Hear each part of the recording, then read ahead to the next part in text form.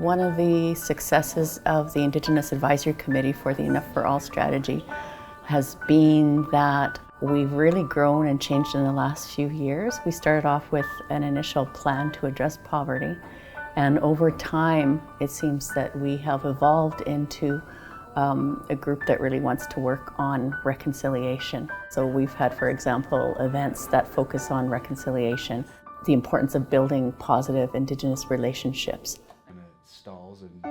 I've seen a lot of different allies coming to these events, and I've seen them wanting to do follow-up work with it.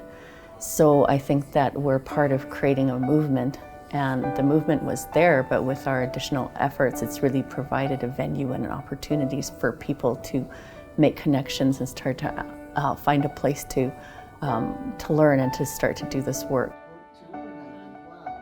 You know, thinking back over the last 5 years, and having read the Indigenous strategy several times, but two key things that always stand out when I read that strategy is the need for an Indigenous Service Centre and the need for an Indigenous Cultural Centre in Calgary. And you know, two of those things have really come to fruition. That Indigenous people coming into the city have a central place to go where there's Indigenous staff and they can learn about the different services that are offered to them, and they can get help in a place that's sensitive to their needs. That's positive to see. And then the Cultural Centre, that's really picked up some speed with the Indigenous Gathering Place. So in the last couple of years, the committee has really grown. It's become formalized. There's a board. So it's looking less and less like a dream and more like a reality. So those are two things that are really positive that have come out of the Indigenous strategy. The amount of growth that has happened. You know, before they were always just kind of trying to push things along and trying to find work or try to find importance. But I think within the end of 2018 coming around, now they've picked up too much. They've been tasked with too much. They're starting to be recognized by the collaboratives and see that there is value with this IAC, and everybody wants to now tap in and pick the knowledge from the committee.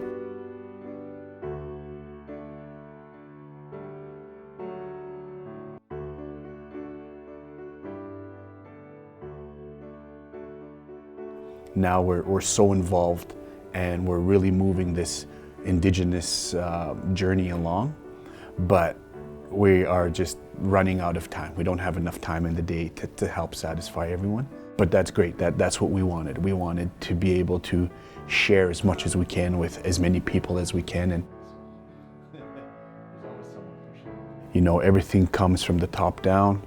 So if folks see the board pushing this and seeing how the board is on this journey, and the board recognizes how important this journey is, it removes that tokenism.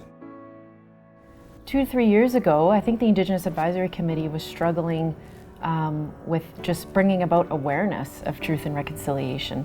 But now that people are aware with the release of the TRC, and more organizations are intentionally seeking out the voices of Indigenous people to inform their work.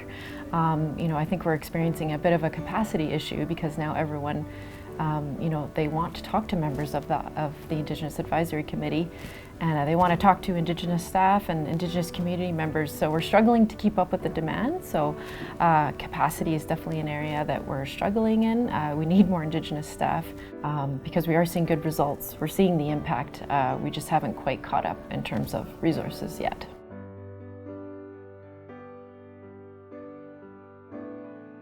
But we also need to understand why, and we need to educate each other on why we're doing this journey. It's not just because it's a checkbox of Indigenous engagement.